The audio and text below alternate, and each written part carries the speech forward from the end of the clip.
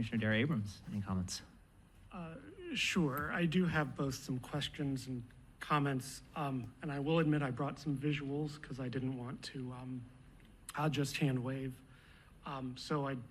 If I may start off with the question of, does this project have a complete streets decision design document associated with it? No. When we started the project, it was in 2019 when we drafted the, it's called a project initiation document, or PID, as we call it. And that was before a complete streets decision document was finalized. We are implementing them now on current projects, but for this project, it was programmed into the shop in 2020. So it was before that direction. So we don't have one officially, for this project. However, it's not that we ignore it. You know, we looked at the project and we are implementing the complete streets elements, like I mentioned. It's just, we felt that the road diet was, was not feasible for this project. But we did look at the rest, right? And we're adding it to the project. Oh, and I should back up and say thank you for coming. I'm Sure. sorry I didn't begin with that. Oh yeah, no problem. Because one of the fascinating bits I've learned is, you all in District 4 have a lot of people in a lot of places to be responsible for. So thank you for coming to Alameda, and I'm sorry I didn't begin with that. So, No problem. okay, so I do want to just share for the general public that, at least my understanding as just a Californian, is this has been a real focus of Caltrans since 2021. And I just want to check my numbers on this. I just based on what was in the slides, like, this project's not going to finish construction until 2027, correct? And it will have a lifetime of 10 years? Approximately, Okay. yeah, that's what we would expect. Okay. So that's 2037 being the time when the department's stated complete streets goals announced in 2021 would apply to this corridor. I know I'm inferring a lot, but I'm just trying to offer context, and I very much welcome context, but when I hear announcements from the governor's transportation leaders, I wonder how it affects us here on this corridor.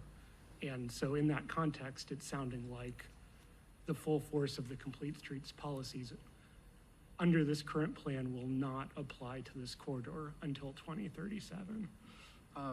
Well, we do look at the complete streets, right? We're trying to incorporate as much as we can, but sometimes, particularly with bike lanes, it's just not feasible everywhere, right? And there's many other locations where we found that it's too tight. There's just too much traffic, and there's some safety concerns and other factors at play that we felt that element of complete streets really wasn't applicable. But we do, like I said, we try and implement all the other as much as we can when we have a project. But as far as 2037, there may be other opportunities. As complete streets picks up, there may be additional shop funding that gets, comes online. Not right now, but like maybe in the future. And, we have a bicycle and pedestrian group that works with a lot of the cities and bike agencies to identify priority corridors.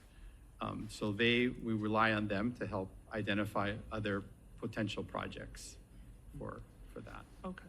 So if I may come back in a moment to one of the things you said about it sounds like a key aspect and maybe a misunderstanding of this road diet as it was focused on adding bike lanes in the right of way. So I'd like to come back to that in a minute.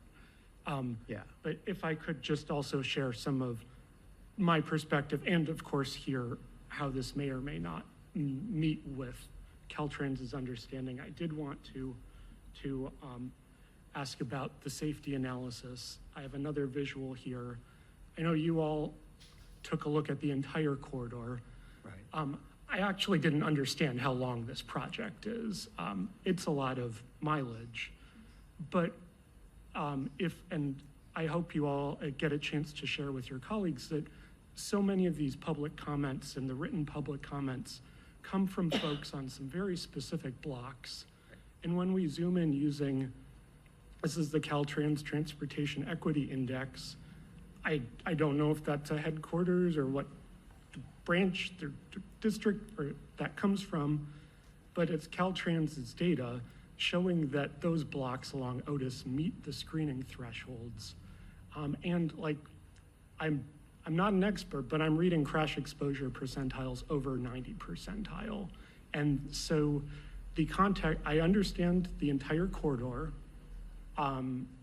has many different conditions, but I am hearing a lot of comments, and I hope you see in the written comments too, that there are folks who care very much about very specific places on this corridor where the data demonstrates that there are not just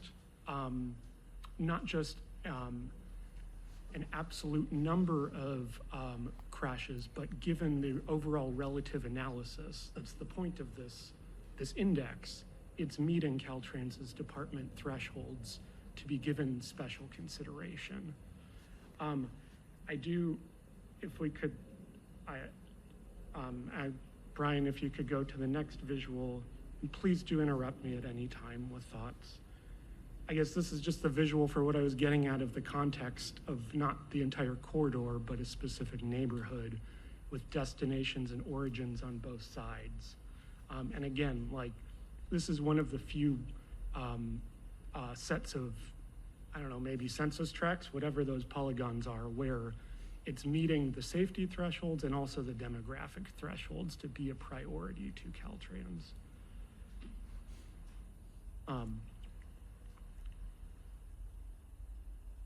So I did want to highlight two very specific anecdotes here that go into the numbers and that I think lead into why a road diet is of importance.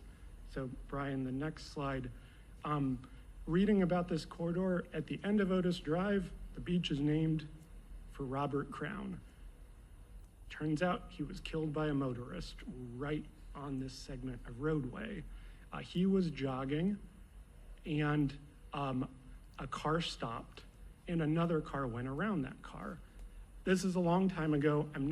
I'm bringing this up because of the roadway configuration, because this is the type of crash that can happen when there are two through lanes in each direction.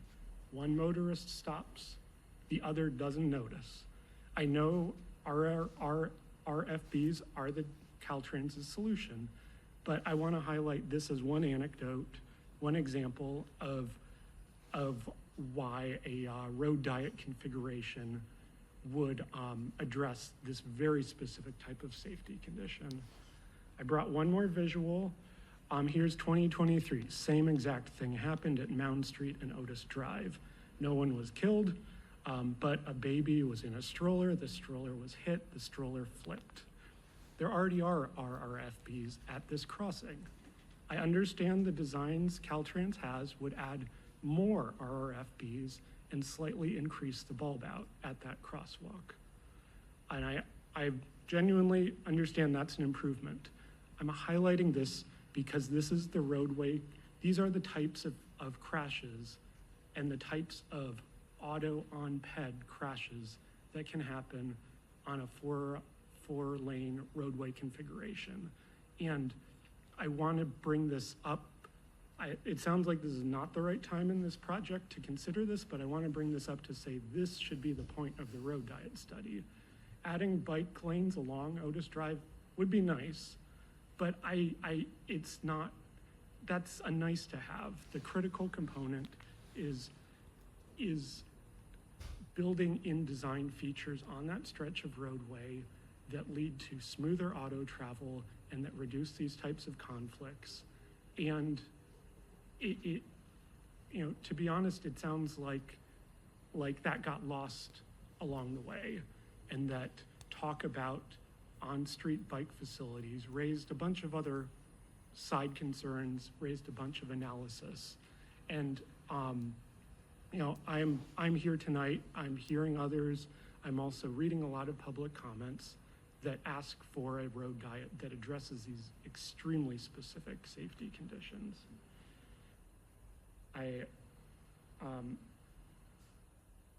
Again, with visuals, I know you've already touched on, and thank you for touching on the comparison of the Encinal road diet to Otis.